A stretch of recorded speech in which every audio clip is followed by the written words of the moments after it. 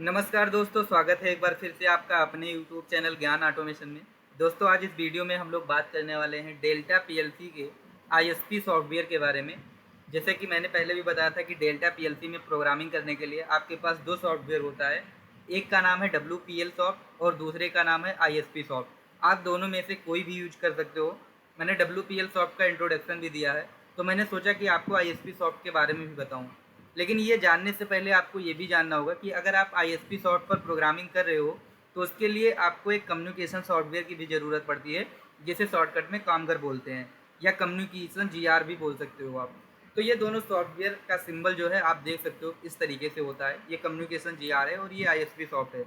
अगर इसको आपको डाउनलोड करना है तो उसके लिए आपको गूगल क्रोम ओपन करना है और उसमें जा के आपको डेल्टा डाउनलोड सेंटर में जाना है। जैसा कि मैं आपको दिखा देता हूँ कि कैसे आप डाउनलोड कर सकते हो। तो गूगल क्रोम ओपन करना है, उसके बाद में यहाँ आपको सर्च करना है डेल्टा डाउनलोड सेंटर। जब आप डेल्टा डाउनलोड सेंटर ओपन करोगे तो आपको एक न्यू वेबसाइट दिखेगी। सबसे पहला वेबसाइट डेल्टा डाउनलोड सेंटर का होगा, इस पर आपको क्लिक करना है। इस पर क्लिक करने के बाद में आपको एक सर्च करने का ऑप्शन आएगा। आप वहाँ से WPL और ISP दोनों सर्च कर सकते हैं। आप देख सकते हो यहाँ पर कीवर्ड लिखने का ऑप्शन आ रहा है इधर साइड में। तो यहाँ पर आपको कीवर्ड लिखना है। जैसे मान लो मैं ISP सर्च करना चाहता हूँ तो मैंने यहाँ ISP लिखा। जैसे ही मैं ISP लिखूंगा तो यहाँ सजेशन में नीचे हमें बहुत सारा कुछ देखने को मिलेगा। तो मैं ISP सॉफ्ट डाउनलोड करना चाहता हूँ तो मैं इस पर क्लिक करके सबमिट करूँगा। तो यहाँ पर आपको ISP सॉफ्ट सॉफ्टवेयर देखने को मिल जाएगा। यहाँ से आप जो फाइल लिखा हुआ है यहाँ से आप डाउनलोड करते हो और डाउनलोड करने के बाद में आपको इंस्टॉल कर लेना है। उसके बाद में अब आपको कैसे इस पर प्रोग्रामिंग करना है मैं पूरा स्टेप बाय स्टेप बताऊंगा। लेकिन उससे पहले अगर आप हमारे चैनल पे नए हैं तो चैनल को सब्सक्राइब जरूर कर लेना और वीडियो को ज़्यादा से ज़्यादा शेयर करना। दोस्तों, सबसे पहले आपको इसमें कम्युनिकेशन बनाना होगा। कम्युनिकेशन बनाने के लिए आपको ये जो कम्युनिकेशन GR सॉफ्टवेयर है जिसे कॉमगर बोलते हैं, इसको आपको ओपन करना है। ठीक है, जब आप इसको ओपन करोगे तो यहाँ साइड में आपको नीचे देखने को मिलेगा इसका आइकन। तो इसके आइकन पे आपको क्लिक करना है। यहाँ कॉमगर जो दिख रहा है इस पर क्लिक करोगे तो इसमें ऑलरेडी हमारा एक ड्राइवर बना हुआ है, इसको हम डिलीट कर देते हैं। ओके, यहाँ से आपको जाना है ऐड में और ऐड में जाने के बाद में यहाँ पर आपको ड्राइवर का नेम देना है। जैसे आप मान लो ईथरनेट से कर रहे हो तो आप ईथरनेट नेम दे दो। ठीक है, जैसे मान लो आप किसी और केबल से कर रहे हो तो जैसे ये आपके ऊपर डिपेंड करता है। जैसे मान लो मैंने नेम दे दिया सीरियल केबल। मैं मान लो सीरियल केबल से कम्युनिकेशन कर रहा हूँ तो मैंने सीरियल केबल नेम दे दिया। अब सीरियल केबल में कौन कौन सा आता है, तो अगर आप एक्चुअल पीएलसी पे काम कर रहे हो तो आपका एक्चुअल पीएलसी में ये भी कनेक्ट हो सकता है RS-232 422 485। या अगर आपका USB कनेक्शन है तो आप USB कनेक्ट इस पर ऐड कर सकते हो। या मान लीजिए आप ईथरनेट से ऐड कर रहे हो तो आप यहाँ पर ईथरनेट ऐड कर सकते हो। बट अगर अभी आपके पास एक्चुअल पीएलसी नहीं है, आपको सिमुलेटर में काम करना है, तो ये जो DBP सिमुलेटर है इस पर आप क्लिक कर सकते हो। DBP सिमुलेटर के क्लिक करने के बाद हम DBP की सीरीज की जितनी भी पीएलसी है उसको सिमुलेटर में चला सकते हैं। उसके बाद में आपको बहुत सारा सिमुलेटर दिख रहा है, तो अभी हम लोग DBP सिमुलेटर ले लेते हैं। इस पर आपको क्लिक करना है। उसके बाद DBP में कौन सी पीएलसी पे आप काम करना चाहते हो उसको आपको यहाँ से सिलेक्ट करना है। ठीक है, तो जैसे मान लो मैंने SS2 ले लिया। SS2 ले लिया, मैं इसको ओके कर देता हूँ। और फिर अभी देखो ये स्टॉप दिख रहा है, इस पर आपको क्लिक करना है और यहाँ से स्टार्ट करना है। ठीक है, ये हो गया स्टार्ट। जैसे ही आप स्टार्ट करोगे तो ये अलाउ एक्सेस मांगेगा, इसको आपको क्लिक कर देना है। ठीक है, अलाउ एक्सेस पे क्लिक करने के बाद में यहाँ से आपको मिनिमाइज कर देना है। अब इसका कम्युनिकेशन GR का काम खत्म हुआ। अब आपको ओपन करना है ISP सॉफ्ट। यहाँ से आप ISP सॉफ्ट ओपन करोगे। जैसे ही आप सॉफ्टवेयर को ओपन करोगे तो आप देख सकते हो कि ISP सॉफ्ट लिख करके आया। ये डेल्टा का सॉफ्टवेयर है, इधर साइड में डेल्टा लिखा हुआ भी है। ठीक है, ये सॉफ्टवेयर ओपन होने के बाद में आपको इसमें न्यू प्रोजेक्ट क्रिएट करना है। जैसा कि मैंने बताया भी है और आज भी बता रहा हूँ मैं कि अगर आप किसी भी पीएलसी पे काम कर रहे हो, किसी भी पीएलसी का सॉफ्टवेयर है, अगर उसमें आप प्रोग्रामिंग कर रहे हो तो सॉफ्टवेयर ओपन करने के बाद में सबसे फर्स्ट काम जो होगा आपका वो यही होगा कि आपको फाइल में जा करके न्यू प्रोजेक्ट क्रिएट करना होगा। ओके, यहाँ से मैं न्यू प्रोजेक्ट क्रिएट करता हूँ। इसमें अगर आप कुछ नेम देना चाहते हो अपने प्रोजेक्ट का तो नेम दे सकते हो। मैंने ABCD नेम दे दिया। ओके, उसके बाद में अब जैसे सिमुलेटर में मैंने DBP सिलेक्ट किया था तो मैं यहाँ से DBP ले लेता हूँ। उसके बाद में DBP का कौन सा PLC सिलेक्ट किया था मैंने, SS2, तो मैं यहाँ पर SS2 सिलेक्ट करूँगा और यहाँ से ओके कर दूँगा। ठीक है, जैसे ही आप ओके करोगे तो आपके सामने एक नया पेज ओपन होकर के आ जाएगा जिसमें आपको प्रोग्रामिंग करना है। लेकिन प्रोग्रामिंग करने के लिए आपको, अगर जैसे लैडर लॉजिक में करते हो तो आपको नेटवर्क चाहिए, आप उसमें प्रोग्रामिंग करोगे। वो प्रोग्राम ब्लॉक आपको कहाँ से मिलेगा, उसके लिए आपको यहाँ पर प्रोग्राम्स पे देख रहा होगा, इस पर क्लिक करना है और इसमें राइट क्लिक करना है और यहाँ से न्यू पे जाना है। और उसके बाद में यहाँ से आप प्रोग्राम, जैसे मान लो कि आप इनपुट की मैपिंग कर रहे हो तो आप यहाँ पर इनपुट दे सकते हो। मान लो आप आउटपुट की मैपिंग करोगे, या मान लो कुछ नहीं कर रहे हो, मेन लॉजिक लिख रहे हो, तो यहाँ पर आपने मेन नाम दे दिया। ठीक है, कहने का मतलब आप जिस चीज़ के लिए लॉजिक लिख रहे हैं उसका नाम दे सकते हैं। यहाँ पर मैंने मेन नेम दे दिया। अगर आप इसको पासवर्ड प्रोटेक्टेड करना चाहते हैं तो यहाँ से पासवर्ड पर क्लिक करके आप कोई पासवर्ड भी लगा सकते हैं। ओके, अगर नहीं करना चाहते हो तो यहाँ से नन कर सकते हो। उसके बाद में जो आप प्रोग्राम लिखोगे वो लैडर लॉजिक में लिखोगे या एसएफसी में लिखोगे।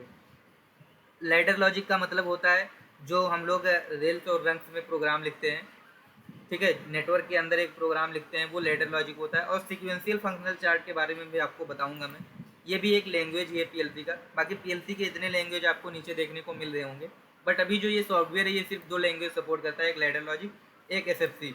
तो अभी हम लोग लैडर लॉजिक के अंदर ही सारा प्रोग्राम सीखेंगे। यहाँ से आपको ओके करना है। जैसे ही आप ओके करोगे तो यहाँ प्रोग्रामिंग करने के लिए आपका पेज ओपन होकर के आ गया है। ओके, तो जैसे मैं WPL में बताया था कि जैसे जो आपको इनपुट आउटपुट ऐड करना है, तो ऊपर ऑप्शन यहाँ मिल रहा है इनपुट आउटपुट का, यहाँ से भी ऐड कर सकते हो। नहीं तो आपको इस पर क्लिक करना है और आपको लिखना है LD। LD से क्या होता है कि इनपुट में NO आता है। अब क्या लेना है इनपुट में, मैं यहाँ से ले लिया LD M0। ओके, उसके बाद में यहाँ से हम दूसरा इनपुट ले लेते हैं LD M1। ठीक है, इसमें मेमोरी के लिए M0 और M1 लिखते हैं। सीमेंस में हम लोग M0.0 लिखते थे। ओके, उसके बाद में यहाँ से हम आउटपुट ले लेते हैं, तो लिखना है वो UT आउटपुट Y0। तो ये आउटपुट आ गया। अगर मान लो यहाँ पर आपको NC लेना होता तो NC के लिए आप क्या लिखते, फिर आप लिखते LDI M1, तो ये NC आ जाता। ठीक है, तो यहाँ से मैं NO को डिलीट कर देता हूँ। और अगर मान लो ऐसे भी आपको लेना है, ठीक है, तो इस पर डबल क्लिक करोगे तो यहाँ पर ये भी NC का ऑप्शन आ जाएगा। ओके, ये तो हो गया आपका डायरेक्टली। अब मान लो आपको क्या करना है कि इसका और गेट मतलब होल्डिंग भी करना है, तो यहाँ पर आपको और गेट देना पड़ेगा। तो उसके लिए आप इस पर क्लिक करोगे, ठीक है, यहाँ से और इंटर करोगे आप, और इसमें आपको लिखना है OR। उसके बाद में फिर क्या लिखना है, जैसे आप आउटपुट से होल्डिंग कर रहे हो तो यहाँ पर आउटपुट का एड्रेस डालना है। ठीक है, बट अभी यहाँ पे मैंने क्लिक किया तो होल्डिंग यहाँ हो गया, तो इसीलिए आपको इसको ड्रैग करना है और इधर कर लेना है। ओके, या आप इसको डिलीट करके फिर से यहाँ पर आप इसको ऐड कर सकते हो LDI M1। ओके, 2 ऑप्शन है आपके पास। अब इतना होने के बाद में फिर आपको करना क्या है, फिर आपको जाना है यहाँ टूल्स में। टूल्स में जाने के बाद में आपको जाना है कम्युनिकेशन सेटिंग में। और कम्युनिकेशन सेटिंग में अभी देखोगे तो ड्राइवर में कुछ नहीं है, इस पर आपको क्लिक करना है और जो सीरियल केबल के नाम से हमने बनाया था उसको ऐड करके ओके कर देना है। ठीक है, जिस नेम से आप ड्राइवर बनाओगे वो यहाँ पर आपको दिखेगा। इतना करने के बाद में यहाँ से आपको डाउनलोड टू PLC का ऑप्शन दिख रहा है, इस पर क्लिक करना है और यहाँ से आपको ट्रांसफ़र कर देना है और ओके करना है। जब आप ट्रांसफ़र करते हो तो प्रोग्राम ऑटोमेटिक कंपाइल हो जाता है। अगर कोई इरर रहता है तो वो शो कर देगा। ठीक है, नहीं तो आप देख सकते हो कि 100% ये कंप्लीट हो गया है। यहाँ से आप ऑटोमेटिकली क्लोज पे कर दो, तो जब ये कंप्लीट हो जाएगा तो ये ऑटोमेटिक क्लोज हो जाएगा। ओके, उसके बाद में अभी आप देखोगे तो ये ऑफलाइन मोड में है। अब आपको ऑनलाइन मोड में करना है, तो यहाँ से आप PLC को ऑनलाइन मोड में कर सकते हो। इतना करने के बाद में अभी भी आप नीचे देखोगे तो PLC किस मोड में है, स्टॉप मोड में। अब आपको PLC को रन मोड में डालना है, तो उसके लिए यहाँ पर एक ऑप्शन ऐसे उंगली जैसे दिख रहा होगा, ये हैंड की फर्स्ट उंगली है ना, ऐसे दिख रहा है, तो आप इस पर क्लिक करोगे तो PLC रन मोड में चली जाएगी।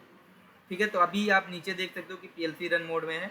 अब यहाँ से हम स्टार्ट स्टॉप करके चेक कर सकते हैं। जैसे मैंने इसको स्टार्ट किया, सेट ऑन किया, तो आप देख सकते हो ये आउटपुट ऑन हो गया। यहाँ से मैंने इसको ऑफ किया तो ये आउटपुट ऑफ हो गया। ठीक है, आप देख सकते हो ये ऑफ हो गया। इस तरीके से आप ऑन ऑफ कर सकते हो। ठीक है, मैंने यहाँ से ऑन किया तो ऑन हो गया, इसको यहाँ से मैं ऑफ करता हूँ तो ऑफ हो जाएगा। ठीक है, तो इस तरीके से आप देख सकते हो कि अगर मैं M0 को प्रेस कर रहा हूँ तो होल्डिंग हो जा रहा है, M1 को अगर मैं प्रेस कर रहा हूँ तो होल्डिंग टूट जा रहा है। ये तो बात हो गया कि होल्डिंग करने का, इनपुट आउटपुट लेने का। अगर इसके अंदर आपको टाइमर, काउंटर, कंपैरिजन ये सारी चीज़ें लेनी है तो आप कैसे इसको ऐड करोगे। जैसे कि आप सीमेंस PLC में देख रहे थे ना कि अगर आप टाइमर ले रहे थे, काउंटर ले रहे थे, तो उसका एक ब्लॉक बन करके आ रहा था। वैसे ही इसके अंदर भी एक ब्लॉक बन करके आएगा अगर आप टाइमर, काउंटर लेंगे। तो सबसे पहले आपको जाना है ऑफलाइन मोड में। और डेल्टा PLC के अंदर ऐसा भी है कि अगर आप ऑनलाइन मोड में ही चेंजिंग करना चाहते हो तो कर सकते हो। ठीक है, यहाँ से आपको दिख रहा है ऑनलाइन मोड एडिट, तो यहाँ से आप ऑनलाइन मोड में भी एडिट कर सकते हो। बट अभी हम लोग ऑफलाइन जाते हैं और यहाँ पर आपको ऐड करना पड़ेगा एक नेटवर्क ऐड करने के लिए आपको यहाँ पर ये एरो का निशान दिख रहा है, ठीक है, नीचे वाला, तो ये नीचे नेटवर्क ऐड हो गया। मैं ऐसा करता हूँ कि जब Y0 मेरा ऑन हो जाए तो मैंने यहाँ पर लिखा है LD Y0 के ऑन होने से मैं एक टाइमर ऑन कर लेता हूँ। तो टाइमर के लिए यहाँ भी वही रहेगा, आप डायरेक्टली T0 लिखोगे तो नहीं आएगा, आपको लिखना है TMR। ठीक है, उसके बाद में फिर आपको एड्रेस डालना है T0। ठीक है, तो मैं यहाँ पर लिख दिया TMR T0 और इंटर कर दिया, तो आप देखोगे तो यहाँ पर टाइमर आ गया और T0 एड्रेस आ गया। उसके बाद जो S2 है इसमें आपको डालना है टाइमिंग। जैसे आपने 100 डाल दिया तो ये क्या हो गया, 100 मिली सेकेंड हो गया। ठीक है, तो इस तरीके से आप टाइमिंग डाल सकते हो। अब जैसे इसका डन बिट लेना है टाइमर का, तो फिर डन बिट लेने के लिए आपको वही तरीका अपनाना पड़ेगा, LDT0। तो ये इस टाइमर का डन बिट हो गया। उसके बाद में इससे भी आप एक आउटपुट लगा सकते हो, तो मैंने लगा दिया आउटपुट Y1। ओके, इसको हम लोग डाउनलोड करके चेक करते हैं। तो आपको इस पर क्लिक करना है और यहाँ से डाउनलोड करना है, ओके करना है। जब ये 100% हो जाएगा तो समझ लो कि ये डाउनलोड हो गया। फिर से आपको ओके करना है। तो अभी ये डाउनलोडिंग हो रहा है, ये 100% कंप्लीट हो गया है। अब उसके बाद में फिर से आपको यहाँ से जाना है ऑनलाइन मोड में, और अब आपको यहाँ से ऑन करके चेक करना है कि आपका टाइमर वर्क कर रहा है या नहीं कर रहा है। तो अभी जैसे आपने इसको ऑन किया, ठीक है, तो अभी आप देखोगे तो ये टाइमर चल रहा है ना, 15 हुआ, 24 हुआ। इस तरीके से आप देखोगे जब ये 100 हो जाएगा तो ये Y1 ऑन हो जाएगा, ठीक है। तो अभी 68-79 टाइमर चल रहा है। तो अभी जैसे ही 100 हुआ वैसे ही Y1 ऑन हो गया। तो इस तरीके से आप इसके अंदर टाइमर भी ले सकते हैं। अब मान लीजिए आपको इसके अंदर काउंटर लेना है, तो काउंटर कैसे लेंगे भाई? काउंटर के लिए भी हम लोग देख लेते हैं। तो पहले यहाँ नेटवर्क ऐड करते हैं। तो काउंटर लेने के लिए मैं ऐसा करता हूँ, अभी एक इनपुट ले लेता हूँ। तो मैंने ले लिया LDM2 ले लिया, ठीक है। इससे मैं क्या करूँगा कि काउंटिंग करवाऊँगा। तो काउंटर के लिए आपको लिखना है CNT, उसके बाद में एड्रेस देना है C0।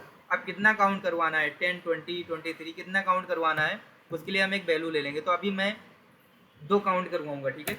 मैं कितना काउंट करवाऊँगा, 2 काउंट करवाऊँगा। तो इसीलिए मैंने K2 ले लिया। या आप डायरेक्टली यहाँ पर 2 भी डाल सकते हो, तो भी ये एक्सेप्ट कर लेगा, ओके। उसके बाद में यहाँ पर आपको क्या करना है कि एक नीचे नेटवर्क ऐड कर लेना है, और यहाँ पर मैं काउंटर का डन बिट ले लेता हूँ। तो मैंने यहाँ पर ले लिया LD, उसके बाद में C0। तो ये काउंटर का डन बिट होता है। काउंटर की डन बिट ऑन कब होती है? जो ये हमारा PT है, इसे मतलब प्रीसेट वैल्यू बोलते हैं, ठीक है। PB और CB को काउंट वैल्यू बोलते हैं। तो जब PB और CB बराबर हो जाएगा, लेकिन इसमें PB CB नहीं, वो सीमेंस के अंदर आपको देखने को मिलेगा। इसमें S2 है। S2 क्या है? S2 हमारा प्रीसेट वैल्यू है। तो जितना हमने काउंटिंग दिया है, जब वो S1 के बराबर हो जाएगा, जो हमारा काउंटिंग वैल्यू रनिंग वैल्यू होगा वो C0 के अंदर दिखाएगा। तो जब S2 इक्वल टू S1 हो जाएगा तो इसकी डन बिट ऑन हो जाएगी। तो इसको भी हम लोग क्या करते हैं, डाउनलोड कर लेते हैं। यहाँ से आपको ट्रांसफ़र करना है, ओके कर देना है, ठीक है। अभी प्रोग्राम डाउनलोड हो गया है। यहाँ से आपको जाना है ऑनलाइन मोड में और उसके बाद में ओके कर देना है। अभी अगर आप देखोगे मैं M2 को प्रेस कर रहा हूँ, ठीक है। यहाँ से ऑनलाइन मोड में आपको क्लिक करना है। और सॉरी, अभी ये जो C0 है ना, यहाँ से हम लोगों ने कोई आउटपुट नहीं कनेक्ट किया, तो इसीलिए इरर दिखा रहा है। तो यहाँ से आपको एक आउटपुट कनेक्ट करना है। आउटपुट Y2 मैंने कनेक्ट कर दिया। अब आपको डाउनलोड करना है, ठीक है। तो इस तरीके से अगर आप कोई गलती कर रहे हो तो इरर दिखाएगा, प्रोग्राम डाउनलोड नहीं होगा। तो अभी मैंने डाउनलोड किया ऑलरेडी, तो ये अभी डाउनलोड हो रहा है, ठीक है। जब ये 100% हो जाएगा तो ये ऑटोमेटिक ओके करने के लिए बोलेगा, और फिर आपको यहाँ से ऑनलाइन मोड करना है। तो अभी आप देखोगे तो C0 से Y2 ऑन नहीं है। अभी यहाँ C0 में वैल्यू 0 है।